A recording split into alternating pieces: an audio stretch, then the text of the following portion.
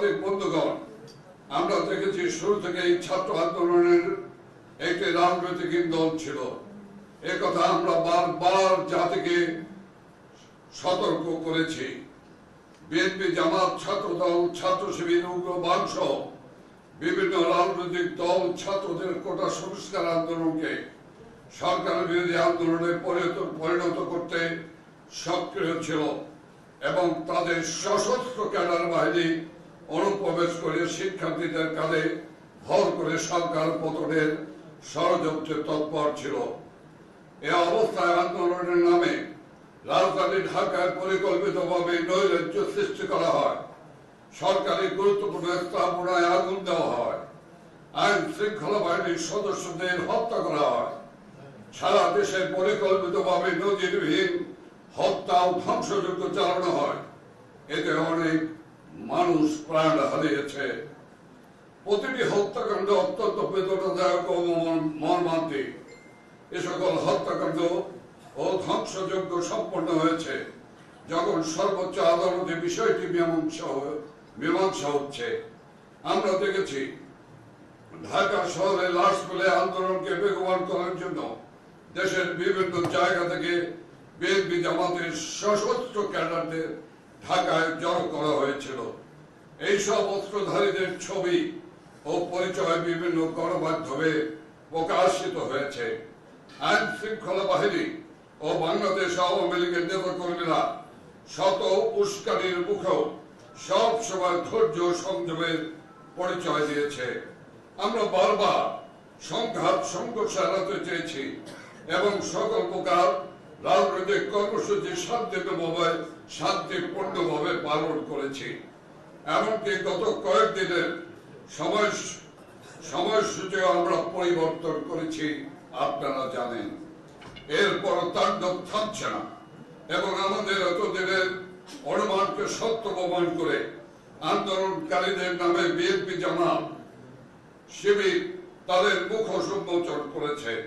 তারা গতকাল সরকার পদত্যাগের তথাকথিত এক দফা ঘোষণা করেছে।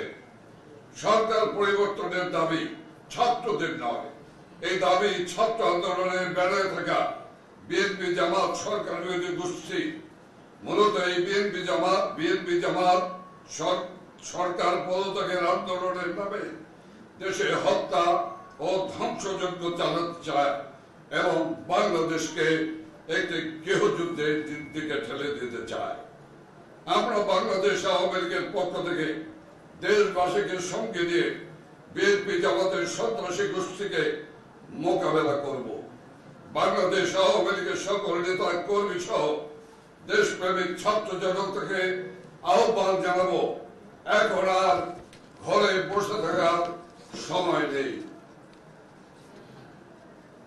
যে যেখানে আছে ঐক্যবদ্ধভাবে দেশ বিরোধী অপশক্তি জামাত বিএনপিকে প্রতিরোধ করতে হবে। শান্তিপূর্ণ উপায় চূড়ান্ত লড়াইয়ের জন্য রাজপথে নেমে আসতে হবে। আমাদের শেষ রক্তবিন্দু থাকতে সন্ত্রাস ও নৈরাজ্য সৃষ্টিকারীদের আস্ফালন আমরা সহ্য করব না। বাংলাদেশের স্বাধীনতা, সার্বভৌমত্ব, গণতন্ত্র, সংবিধান ও জানমালের নিরাপত্তার জন্য আমাদেরকে মহান মুক্তিযুদ্ধের চেতনায় ঐক্যবদ্ধ হতে হবে। আপনারা দেখেছেন আজ সকালে এই সন্ত্রাসী গোষ্ঠী বিনা কারণে বঙ্গবন্ধু শেখ মুজিব মেডিকেল বিশ্ববিদ্যালয় হাসপাতালকে রেহাই দেয়নি, তারা আগুন জ্বালিয়েছে এবং ঢাকা সিএমএম আদালতে হামলা ও ভাঙচুর চালিয়েছে। হাসপাতালে মানবতা বিরোধী এই হামলা থেকে প্রমাণিত হয় এ কোন শিক্ষার্থী নয়। আজকে যারা সংসদ করছে তারা শিক্ষার্থী নয়, এরা বিএনপি, জামাত, ছাত্রদল, শিবির ও জঙ্গি গোষ্ঠীর সশস্ত্র ক্যাডার বাহিনী। আমরা অভিভাবকদের প্রতি আহ্বান জানাবো, এই সন্ত্রাসীদের অপপ্রচার ও গুজবে বিভ্রান্ত হবেন না। আপনাদের সন্তানদের ঘরে রাখুন। আর যারা রাস্তায় অবস্থান নিয়েছে তাদেরকে ঘরে ফিরে যেতে অনুরোধ করছি। আমরা ছাত্র সমাজকে আবারও বলতে চাই, বর্তমান সরকার ছাত্র সমাজের যে কোনো দাবির প্রতি সহনশীল। ছাত্র সমাজের সকল দাবি পূরণ করা হয়েছে। ছাত্রদের সাথে আলোচনার জন্য মাননীয় প্রধানমন্ত্রী গণভবনের দরজা উন্মুক্ত রেখেছেন। সরকার তাদের যে কোনো বক্তব্য শোনার জন্য প্রতিশ্রুতিবদ্ধ, কিন্তু ছাত্র সমাজের কাঁধের উপর বন্দুক রেখে বর্তমান সরকারকে হটিয়ে দেওয়ার ষড়যন্ত্র বাংলাদেশের কৃষক, শ্রমিক, ছাত্র, অবমর জনগণ মেনে নেবে না, মেনে নেবে না। সরকার পতনের এই আন্দোলন,